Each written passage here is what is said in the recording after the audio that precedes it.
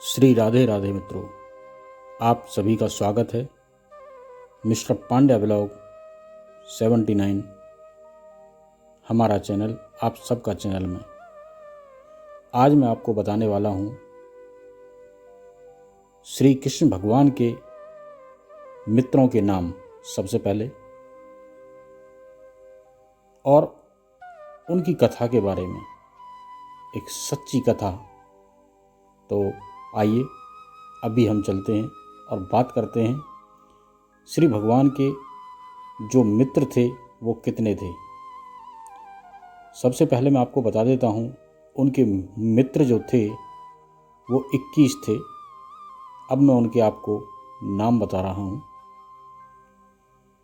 अनिरुद्ध जोशी, भगवान श्री कृष्ण के कई मित्र थे, जैसे Madhumangal number 1, number 2 Subahu, number 3 Subal, number 4 Bhadra, number 5 Subhadra, number 6 Manibhadra, number 7 Bhoj, number 8 Tok Krishna, number 9 Varuthap, number 10 Shri Dama, number 11 Sudama, number 12 Madhukand, number 13 Arjun, number 14 Vishal, number 15 Rashal, number 16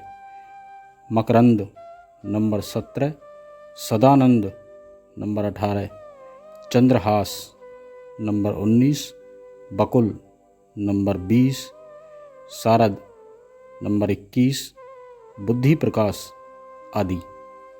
आओ इन्हीं के बारे में कुछ जानकारी और कुछ सुदामा के बारे में जानते हैं। खास बातें, उज्जैन यानी अवंतिका में स्थित ऋषि सांदीपनि के आश्रम में बचपन में भगवान श्री कृष्ण और बलराम पढ़ते थे। वहाँ उनके कई मित्रों में से एक सुदामा भी थे। सुदामा श्री कृष्ण के खास मित्र थे। वे एक गरीब ब्राह्मण के पुत्र थे। सुदामा और कृष्ण आश्रम से भिक्षा मांगने नगर में जाते थे। आश्रम में आकर भिक्षा गुरु माँ के चरणों में रखने के बाद ही भोजन करते थे। परंतु सुदामा को बहुत भूख लगती थी तो वे चुपके से कई बार रास्ते में ही आधा भोजन चट कर जाते थे। बोलिए श्री राधे राधे, श्री राधे राधे। एक बार गुरु माँ ने सुदामा को चने देकर कहा कि इसमें से आधे चने श्री कृष्ण को भी दे देना और तुम दोनों जाकर जंगल से लकड़ी बीन लाओ। फिर दोनों जंगल में लकड़ी बीनने चले गए। वहाँ बारिश होने लगी और तभी दोनों एक शेर को देखकर वृक्ष पर चढ़ जाते हैं। ऊपर सुदामा और नीचे श्री कृष्ण। फिर सुदामा अपने पल्लू से चने निकालकर चने खाने लगता है। चने खाने की आवाज़ सुनकर श्री कृष्ण कहते हैं, अरे ये कट कट की आवाज़ कैसे आ रही है? कुछ खा रहे हो क्या? सुदामा कहता है, नहीं नहीं, ये तो सर्दी के मारे मेरे दांत कटकटा रहे हैं। यह सुनकर श्री कृष्ण कहते हैं, अच्छा बहुत सर्दी लग रही है क्या? सुदामा कहता है, हाँ। यह सुनकर श्री कृष्ण कहते हैं कि मुझे भी सर्दी लग रही है। सुना है कि कुछ खाने से शरीर में गर्मी आ जाती है, तो लाओ वो चने जो गुरु माता ने हमें दिए थे दोनों बांटकर खा लेते हैं। यह सुनकर सुदामा कहता है, चने कहाँ हैं? वो तो पेड़ पर चढ़ते समय ही पल्लू से नीचे कीचड़ में गिर गए थे। यह सुनकर श्री कृष्ण समझ जाते हैं और कहते हैं, ओ यह तो बहुत बुरा हुआ। यह सुनकर नीचे की डाल पर बैठे श्री कृष्ण अपने चमत्कारों से हाथों में चने ले जाते हैं और ऊपर चढ़कर सुदामा को देकर कहते हैं कि पेड़ पर फल तो नहीं, लेकिन मेरे पास ये चने हैं। सुदामा कहते हैं, यह तुम्हारे पास कहाँ से आए? तब कृष्ण कहते हैं कि वह मुझे भूख कम लगती है ना। जब पिछली बार गुरु माता ने जो चने दिए थे वह अब तक मेरी अंटी में बंधे थे, ले लो, जल्दी से खा लो। यह सुनकर सुदामा कहता है, नहीं नहीं, मैं इसे नहीं ले सकता। तब श्री कृष्ण पूछते हैं, क्यों नहीं ले सकते? सुदामा रोते हुए कहता है कि क्योंकि मैं इसका अधिकारी नहीं हूँ और मैं तुम्हारी मित्रता का भी अधिकारी नहीं हूँ। मैंने तुम्हें धोखा दिया है। श्री कृष्ण, मुझे क्षमा कर दो। कृष्ण कहते हैं, अरे मित्र, जिसे मित्र कहते हो उसे क्षमा मांगकर उसे लज्जित ना करो मित्र। इसी प्रकार एक बार श्री कृष्ण सुदामा को वचन देते हैं कि मित्र भी तुम संकट में खुद को पाए तो मुझे याद करना, मैं अपनी मित्रता जरूर निभाऊंगा। बलराम और श्री कृष्ण को आश्रम में भिन्न भिन्न कार्य करते थे। एक बार श्री कृष्ण, बलराम और सुदामा भिक्षा मांगने के लिए जाते हैं। एक द्वार पर खड़े होकर तीनों भिक्षाम देहि कहते हैं तो एक महिला अपनी बेटी के साथ भिक्षा लेकर बाहर आती है और कहती है, ब्रह्मचारियों, आज आने में बहुत देर कर दी। यह सुनकर श्री कृष्ण कहते हैं, माता, आज सारे आश्रम में सफाई करनी थी, बहुत काम था, इसीलिए विलंब हो गया, आपको प्रतीक्षा करनी पड़ी, उसके लिए क्षमा करें। यह सुनकर वह महिला कहती है, अरे क्षमा कैसी, मैं तो इसीलिए प्रतीक्षा कर रही थी कि तुम रूखी सूखी रोटी लेकर जाते हो। आज घर में मालपुआ बने थे तो मैंने सोचा तुम जल्दी आ जाओगे तो गरम गरम खाओगे। देखो, मैंने कपड़े से ढककर मालपुआ गरम गरम रखे हैं तुम्हारे लिए। यह देखकर सुदामा का मन ललचा जाता है। वह कहता है, मालपुआ, आज मालपुए बने हैं। वह महिला कहती है, हाँ, आज घर में पूर्णमासी की पूजा थी। फिर वह तीनों को मालपुए देकर कहती है, अब इसे जल्दी से खाओ, गरम गरम खाने का आनंद आता है। सुदामा तो खाने ही वाला रहता है कि तभी श्री कृष्ण कहते हैं, नहीं माता, हम यहाँ नहीं खा सकते। वह महिला पूछती है, क्यों?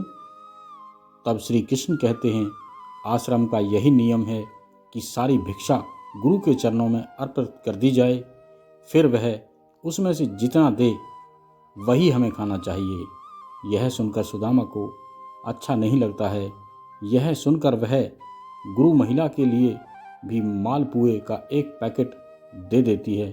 अब उन तीनों के पास 4 पैकेट हो जाते हैं।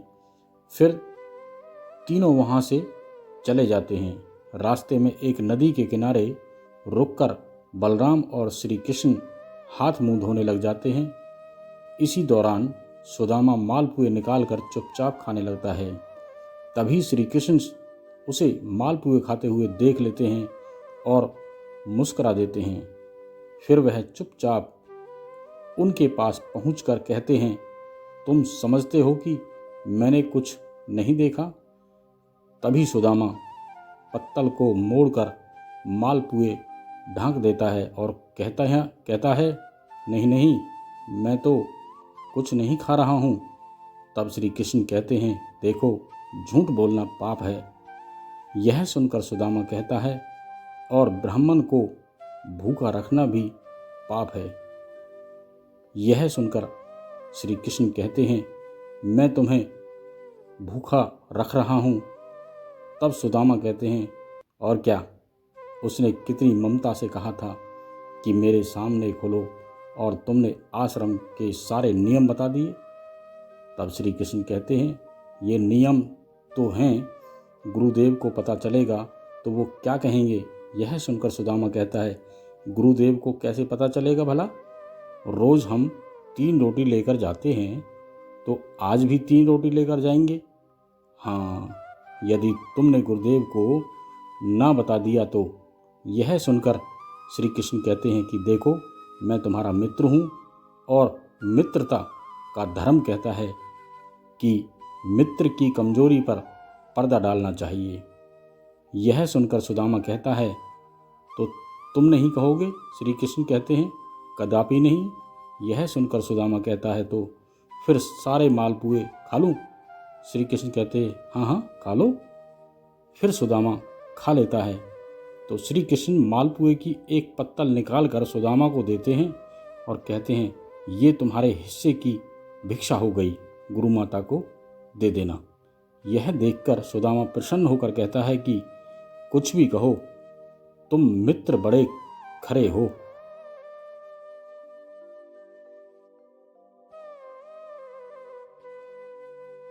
कहते हैं कि सुदामा जी शिक्षा और दीक्षा के बाद अपने ग्राम अस्मावतीपुर, वर्तमान पोरबंदर में भिक्षा मांगकर अपना जीवन यापन करते थे।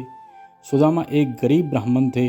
विवाह के बाद वे अपनी पत्नी सुशीला और बच्चों को बताते रहते थे कि मेरे मित्र द्वारका के राजा श्री कृष्ण हैं, जो बहुत ही उदार और परोपकारी हैं। यह सुनकर एक दिन उनकी पत्नी ने डरते हुए उनसे कहा कि यदि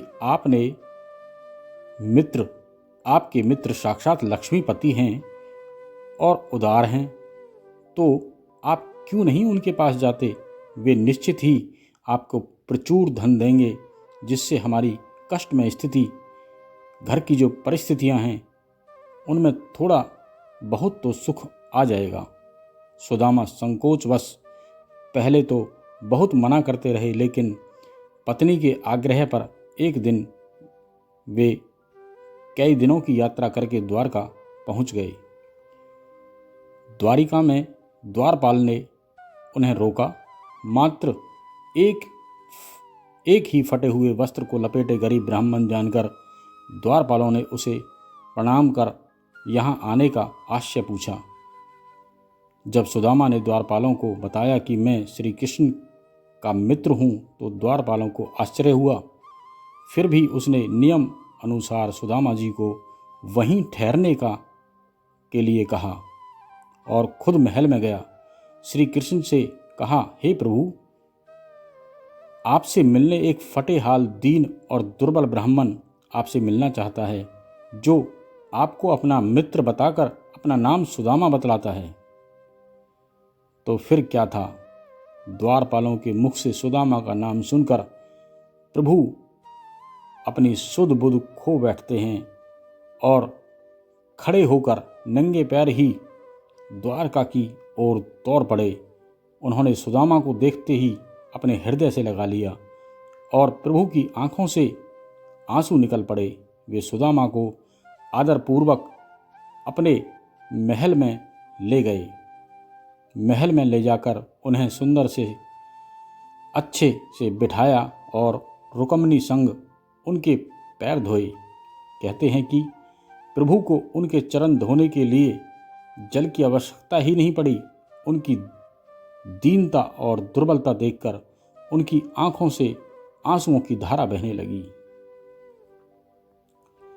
स्नान कराया, भोजन आदि के बाद सुदामा को पलंग पर बिठाकर श्री कृष्ण उनकी चरण सेवा करने लगे और गुरुकुल में बिताए दिनों की बातें करने लगे। बोलिए श्री राधे राधे, राधे राधे। बातों ही बातों में यह प्रसंग भी आया कि किस तरह दोनों मित्र वन में समाधि लेने गए थे और रास्ते में मूसलाधार बारिश होने लगी थी। तो दोनों मित्रों एक वृक्ष पर चढ़कर बैठ गए। सुदामा के पास एक पोटली में दोनों के खाने के लिए गुरु माता ने दिए कुछ चने थे, किंतु वृक्ष पर सुदामा अकेले ही चने खाने लगे। चने खाने की आवाज़ सुनकर श्री कृष्ण ने पूछा कि क्या खा रहे हो? तो सखा सुदामा ने सोचकर झूठ बोल दिया कि कुछ चने कृष्ण को भी देने पड़ेंगे। उन्होंने कहा, कुछ खा नहीं रहा हूँ, यह तो ठंड के मारे दांत कड़कड़ा रहे हैं। इस प्रसंग के दौरान ही श्री कृष्ण ने पूछा, भाभी ने मेरे लिए कुछ तो भेजा होगा। सुदामा संकोचवश एक पोटली छिपा रहे थे। भगवान मन में हंसते हैं कि उस दिन चने छिपाए थे और आज तंदुल छिपा रहा है।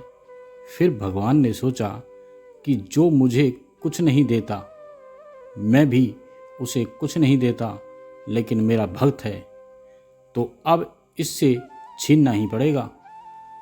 तब उन्होंने तंदुल की पोटली छीन ली और सुदामा के प्रारब्ध कर्मों को छीन करने के हेतु तंदुल को बेहद चाव से खाया था। फिर सुदामा ने अपने परिवार आदि के बारे में बताया, लेकिन अपनी दरिद्रता के बारे में कुछ नहीं बताया। अंत में प्रभु ने सुदामा को सुंदर सैया पर सुलाया। फिर दूसरे दिन भरपेट भोजन कराने के बाद सुदामा को विदाई दी, किंतु विदाई के दौरान उन्हें कुछ भी नहीं दिया गया।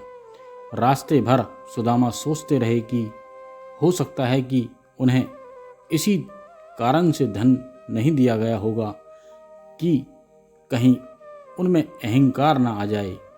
यह विचार करते करते सुदामा अपने मन को समझाते हुए जब घर पहुँचे तो देखा उनकी कुटिया के स्थान पर एक भव्य महल खड़ा है और उनकी पत्नी स्वर्ण आभूषणों से लदी हुई है तथा सेविकाओं से घिरी हुई है। यह दृश्य देखकर सुदामा की आंखों से आंसू निकल आया और वे सदा के लिए श्री कृष्ण की कृपा से अभिभूत होकर उनकी भक्ति में लग गए। बोलिए श्री कृष्णा श्री कृष्णा श्री कृष्णा श्री कृष्णा, श्री राधे राधे श्री राधे राधे श्री राधे राधे। तो आपने अभी तक मेरे चैनल को सब्सक्राइब ना किया हो तो सब्सक्राइब कर लें और अधिक से अधिक अपने सभी मित्रों को शेयर करें, लाइक करें। और अब हम मिलते हैं कल एक और सत्य कहानी लेकर के भगवान श्री कृष्ण की और उनके भक्त की। तो राधे राधे राधे राधे, राधा राधा जपते रहो अपने मन में। अपने कहीं भी किसी भी व्यवसाय पे बैठे हैं, अपने काम पर बैठे हुए हैं, अपनी ड्यूटी पर बैठे हुए हैं, राधा राधा राधा राधा राधा राधा जपते रहो बस। और देखो तुम्हारी सब कट जाएंगी व्याधा। तो श्री राधा राधा राधा राधा।